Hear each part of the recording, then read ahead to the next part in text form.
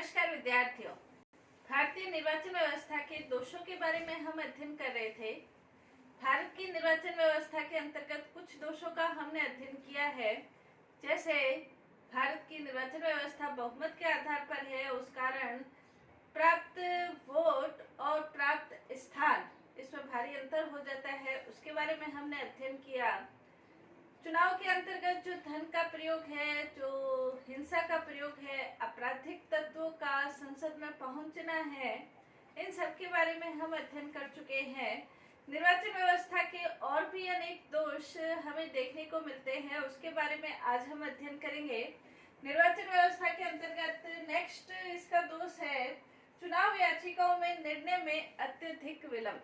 चुनाव याचिकाओं के अंतर्गत जो याचिकाएं दायर की जाती है चुनाव व्यवस्था को लेकर, यानी कि किसी उम्मीदवार ने गलत साधनों का प्रयोग करके चुनाव जीता है या गलत तरीकों से चुनाव जीता है, गलत साधनों का प्रयोग किया है या अन्य किसी आधार पर चुनाव याचिकाएं किसी उम्मीदवार के विरुद्ध दायर की जाती है, लेकिन उन याचिकाओं का निर्णय होने में बहुत देर लग जाती है और कई बार तो इतनी ज्यादा देर लग जाती है कि वो उम्मीदवार अपना कार्यकाल ही पूरा कर लेते हैं। और जब तक सर्वोच्च न्यायालय या उच्च न्यायालय के द्वारा निर्णय किया जाता है तब तक उनका कार्यकाल यानी कि 5 वर्ष पूरे हो जाते हैं। चुनाव आयोग जो याचिकाएं दायर की जाती है, उन याचिकाओं के ऊपर यदि शीघ्रता पूर्वक निर्णय हो तो जो उम्मीदवार है वो निष्पक्ष रूप से चुनाव कर सकते हैं या निष्पक्ष रूप से अपना कार्य कर सकते हैं। लेकिन उन्हें भी पता है, उम्मीदवारों को भी पता है कि हमारी ऊपर जब भी इस बारे में निर्णय होगा तब तक हम अपना कार्यकाल पूरा कर चुके होंगे, और जब कार्यकाल पूरा हो चुका होगा तो वो किसी गलत साधनों का प्रयोग करने से डरते नहीं है। कुछ उम्मीदवार इस तरह के होते हैं।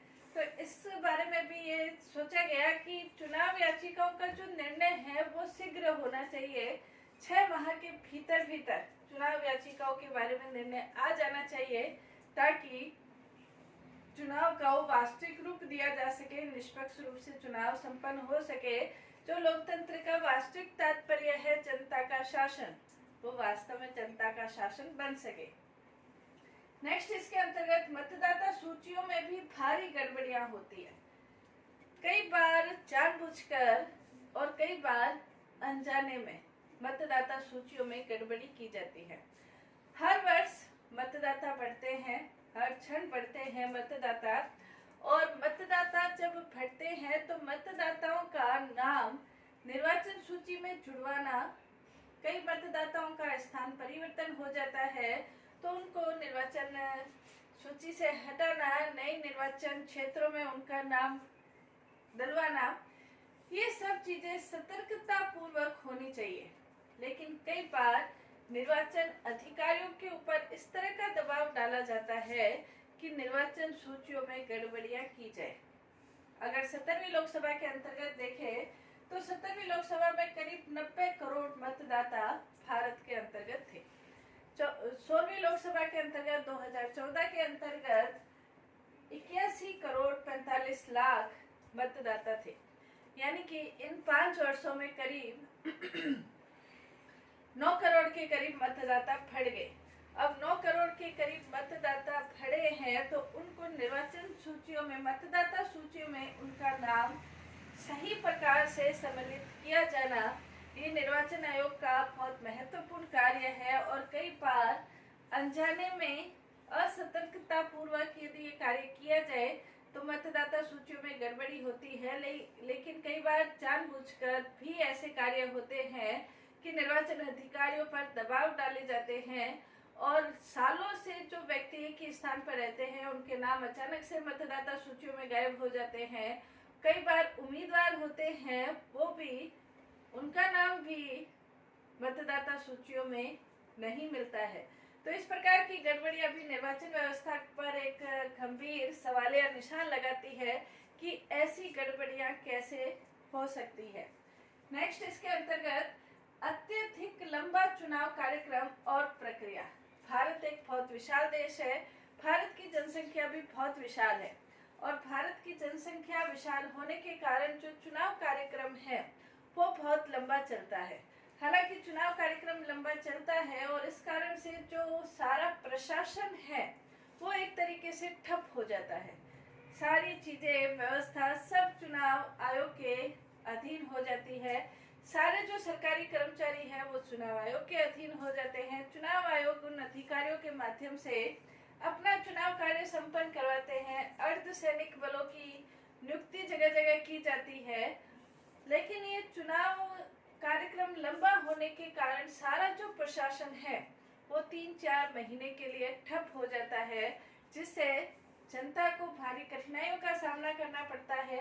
हालांकि ये कहा जाता है कि चुनाव के अंतर्गत निष्पक्षता लाने के लिए और चुनाव कार्य सहजतापूर्वक संपन्न करवाने के लिए किया जाता है, लेकिन वास्तव में प्रशासन 3-4 महीनों के लिए ठप हो जाना सही नहीं कहा जा सकता है।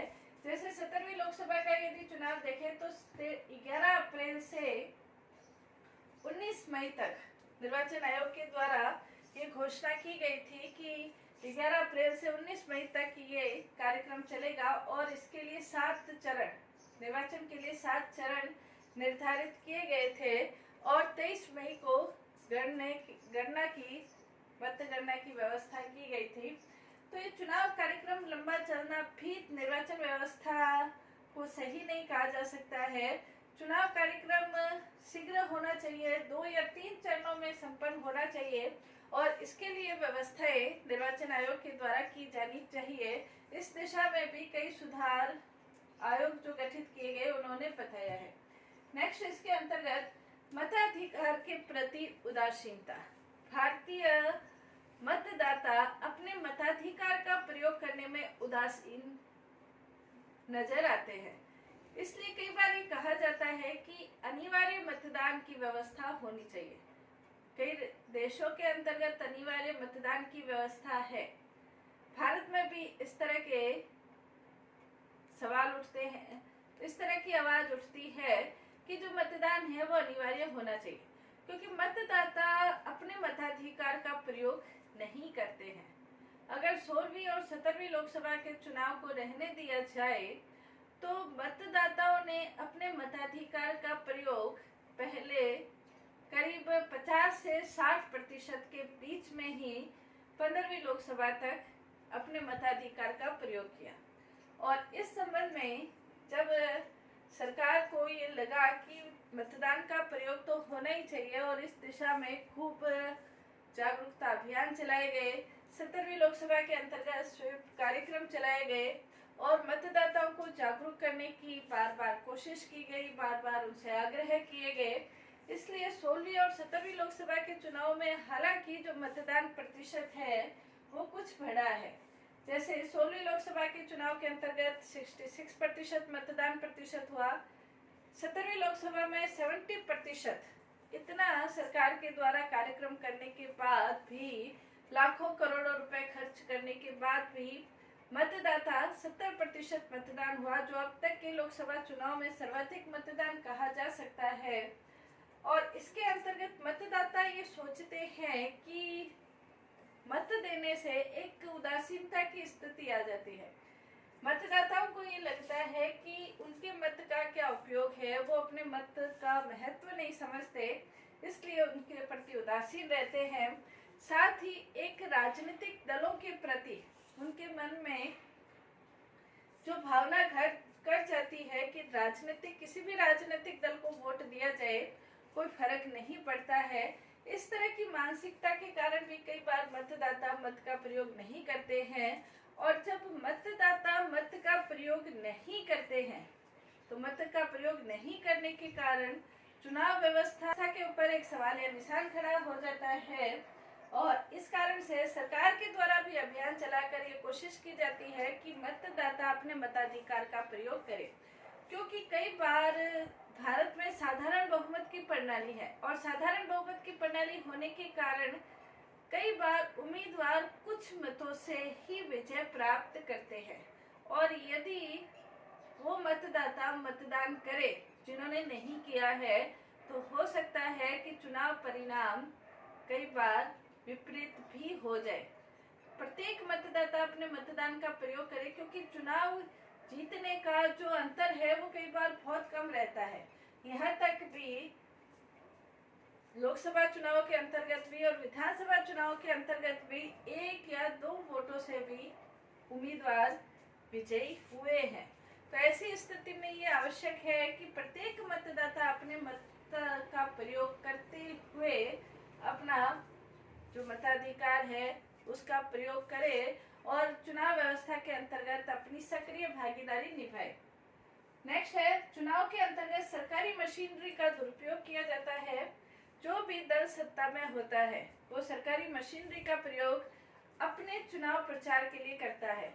हालांकि चुनाव आयोग के द्वारा आचार संहिता लगाई जाती है और आचार संहिता लगाने के बाद सरकारी मशीनरी का प्रयोग नहीं होना चाहिए, लेकिन फिर भी कई बार ऐसी याचिकाएं देखने को मिलती है, कई बार ऐसी शिकायतें होती है कि सरकारी वाहनों का प्रयोग, सरकारी भवनों का प्रयोग, सरकारी अधिकारियों का प्रयोग भी उम्मीदवार अपने चुनाव प्रचार के लिए करते हैं, जो कि सही नहीं कहा जाता है और ये सही नहीं कहा जा सकता सरकारी मशीनरी का प्रयोग करना। नेक्स्ट है अवैध मतों की संख्या। भारतीय मतदाता जागरूक तरीके से मत नहीं देते हैं और कई बार मत का गलत प्रयोग कर लेते हैं और ये मतों का एक बड़ा प्रयोग अवैध मतों में चला जाता है। हालांकि ईवीएम मशीन आने के बाद, इलेक्ट्रॉनिक वोटिंग मशीन होने के बाद जो अवैध मतों की संख्या है उसमें बिल्कुल कमी आई है, लेकिन पहले निर्वाचन व्यवस्था के अंतर्गत जब पर्ची प्रणाली थी या स्लिप के आधार पर वोटिंग दी जाती थी तो उसमें कई बार अवैध मत कई संख्या में हो जाते थे, जो कि चुनाव परिणाम को पलट कर रख देते थे।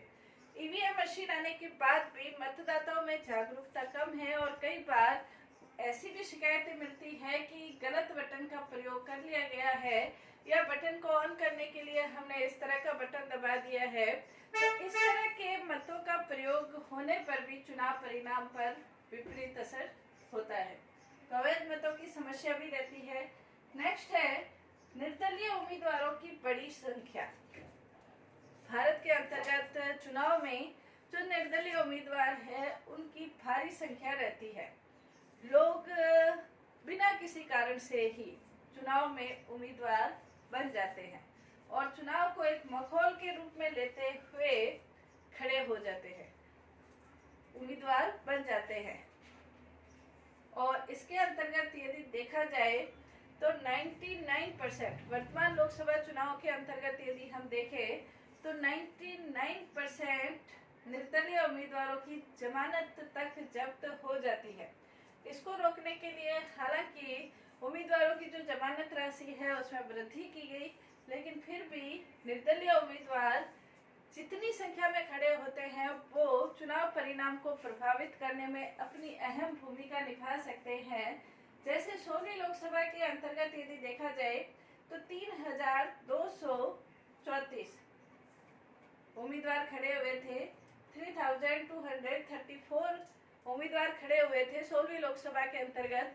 उसमें से सिर्फ 3 निर्दलीय उम्मीदवार ही विजय प्राप्त कर सके थे, लेकिन इतने कम विजय प्राप्त करने के बाद भी उनका जो वोट प्रतिशत है करीब 1% से थोड़ा ज्यादा वोट प्रतिशत निर्दलीय उम्मीदवारों को मिला था।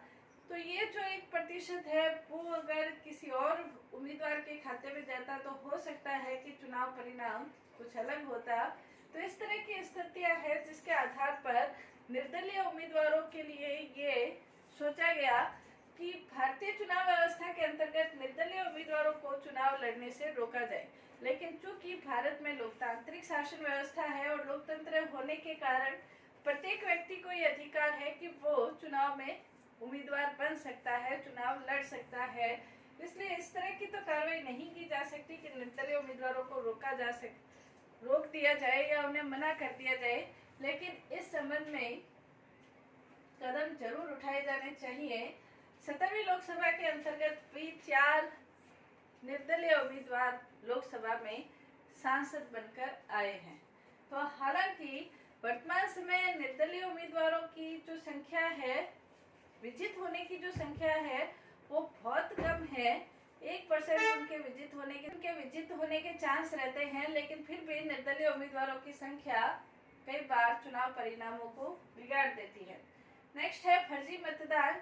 किसी और व्यक्ति के स्थान पर खुद मतदान करना। हालांकि इसको रोकने के लिए फोटो युक्त पहचान पत्र जारी किए गए हैं, लेकिन ये फोटो युक्त पहचान पत्र भी कई बार फर्जी मतदान इनके आधार पर भी किए जाते हैं, जो कि बहुत गलत दिशा सूचक है लोकतंत्र के लिए।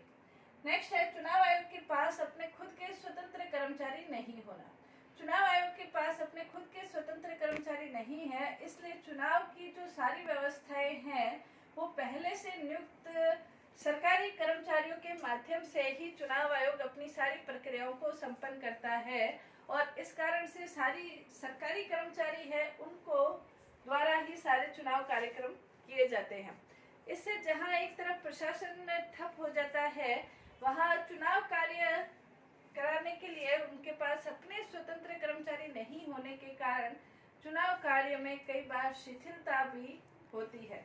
तो ये भी एक सुधार दिया गया कि चुनाव आयोग के पास अपने खुद के कर्मचारी होने चाहिए, क्योंकि भारत के अंतर्गत त्रिस्तरीय चुनाव व्यवस्थाएं हैं।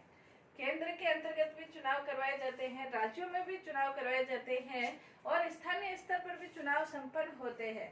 निर्वाचन आयोग हालांकि राष्ट्रपति, उपराष्ट्रपति, लोकसभा और राज्यों की विधानसभाओं के चुनाव करवाने के लिए जिम्मेवार है, लेकिन राज्यों के निर्वाचन आयोग के द्वारा क्षेत्रीय स्तर के भी चुनाव करवाए जाते हैं, तो उनके लिए अपने खुद के यदि कर्मचारी हो तो वो और ज्यादा स्वतंत्रता पूर्वक और निष्पक्षता पूर्वक चुनाव संपन्न करा सकते हैं।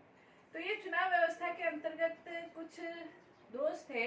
हालांकि समय समय पर अनेक प्रकार के सुधार आयोग गठित किए गए हैं, उसके बारे में भी हम नेक्स्ट क्लास में अध्ययन करेंगे। धन्यवाद।